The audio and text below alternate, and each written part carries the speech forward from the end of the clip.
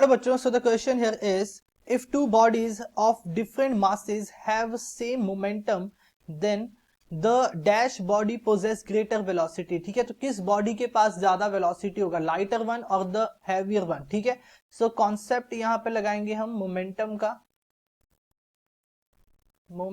का। ठीक है, अब देखो मोमेंटम मैथमेटिकली हम कैसे लिखते हैं, प्रोडक्ट होता है मास एंड वेलोसिटी का। ठीक है, यानी P होता है मेरा mv के इक्वल। ठीक है, क्या होता है, P is equals to mv।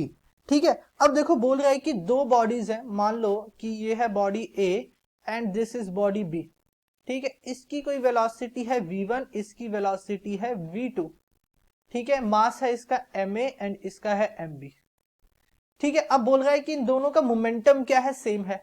दोनों बॉडीज का मोमेंटम क्या है, सेम है। It means Pa is equal to Pb, है ना। Pa और Pb क्या है, इक्वल। तो मैं इसे लिख सकता हूं MaV1 is equal to M2 MbV2, है ना।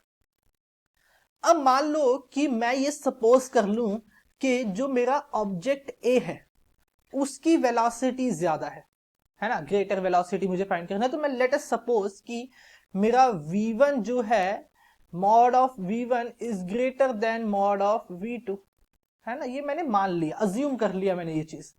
ठीक है, अगर मेरा ये चीज ट्रू है, इफ दिस इज ट्रू, अगर ये स्टेटमेंट मेरा ट्रू है ना, तो उस केस में देखो यहां रिलेशन से, इस रिलेशन से मुझे क्या पता चलेगा कि MB will be greater than MA, है ना। बिकॉज दोनों की वैल्यूज क्या होनी चाहिए, इक्वल होनी चाहिए। तो अगर एक की वेलोसिटी ज्यादा, इट मींस कि जिसकी वेलोसिटी ज्यादा उसका मास क्या होगा, कम होगा, एंड जिसका वेलोसिटी कम है उसका मास ज्यादा होगा, है ना। यही चीज पॉसिबल है। ठीक है, तो यहां से मुझे पता चलता है कि MB will be greater than MA। It means कि ग्रेटर वेलोसिटी लाइटर मास, वेलोसिटी ज्यादा तो मास क्या होगा, कम होगा।